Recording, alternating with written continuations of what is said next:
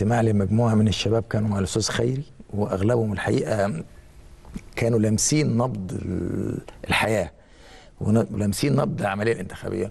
المقارنة موجودة وطبيعي جدا إنها هتحصل، وهنقارن بين الانتخابات السنة دي وانتخابات اللي مر عليها 4 سنوات.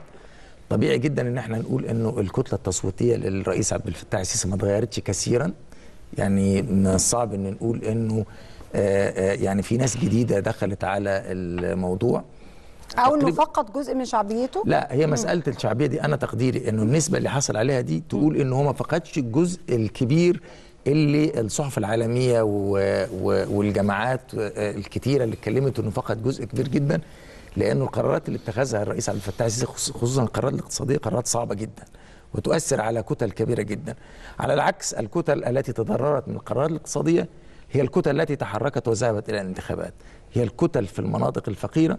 على سبيل المثال الصعيد، يمكن الدكتور صعيدي زي حالاتي، الصعيد مختلف شوية في التصويت، لأنه دايما وأبدا الصعيد مع الدولة،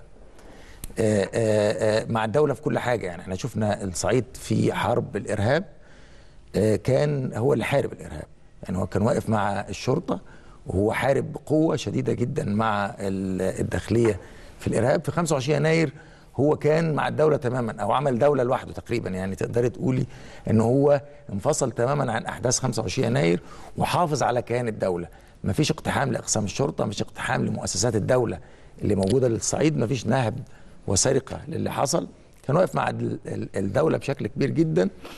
في انتخاباته أيضا مع الرئيس السيسي وقف، وفي المرة دي وقف. صحيح إنه الصعيد على وجه التحديد لو اتكلمنا عنه، يعني باعتبار انه كان في زملاء برضه اتكلموا امبارح عن الصعيد، المتغير الوحيد انه الصعايده كانت اصواتهم في انتخابات مرسي وشفيق اعلى لمحمد مرسي، وده الحقيقه كان مؤشر مهم جدا. انا قلته للفريق شفيق في المرحله الثانيه من الانتخابات لما شفته، قلت له انك انت ما رحتش الصعيد، والاستاذ خيري عارف الصعيد كويس جدا لانه عاش هناك.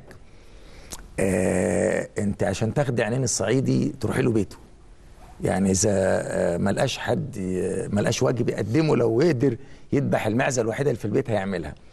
التصويت كان المناطق الفقيره اكثر بكتير جدا من المناطق التي تاثرت بعمليات التنميه والتي كانت عائدات التنميه عليها مباشره وكبيره وواسعه بشكل كبير. وده محتاج برضو يتفهم ويدرس ان المسألة مش بس اقتصادية او تبقى يعني رشاوى اقتصادية او حاجات بالمعنى ده او رشاوى انتخابية. في احد الاصدقاء امبارح كان بيتكلم عن انه الاصوات، انه التلويح بالغرامة لها نسبة 50% من التصويت. هذا الكلام لا يمكن يكون صحيح، لاني انا لو رحت خائفا سأبطل صوتي، اروح عشان ما ادفعش الغرامه كتر ما انا متغاظ يعني. طبعا ده لا يمكن يكون يدي. على فكره انا مستشار محمود الشريف كلمني بالامس وقال لي ان كنتوا كاعلام كنتوا بتنقلوا المساله غلط. هي الغرامه مش 500 جنيه، هي تتدرج الى ان تصل الى 500 جنيه، يعني ممكن 100 200 300 400 حد اقصى 500، واذا تقدم بعذر ما بتحصلش. هي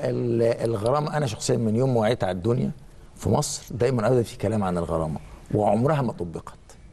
دايما هو حضرتك من يوم ما وعيت على الدنيا كان في انتخابات في مصر؟ يعني الى حد ما استفتاءات كان فيها غرامات، بس كان دايما فيها غرامه. سواء ومجلس الشعب بعد كده يعني اللي حضرته دايما في كلام عن الغرامه، لكن عمر الغرامه دي ما طبقت على حد، والناس عارفه انه الغرامه مش بتطبق.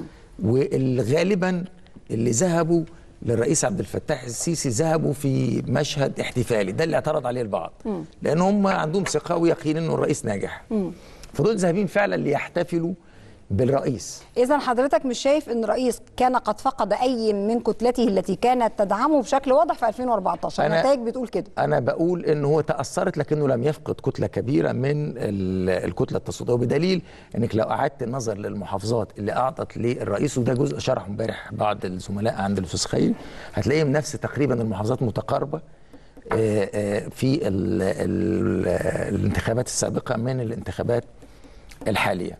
ده بيؤكد انه الناس اللي واقفه مع الرئيس عبد الفتاح السيسي لم تتغير كثيرا. تمام. طيب قبل ما اروح للدكتور عماد، عايز اقول ان الرئيس عبد الفتاح السيسي تلقى التهاني من خادم الحرمين الشريفين الملك سلمان بن عبد العزيز وولي عهده محمد بن سلمان، كما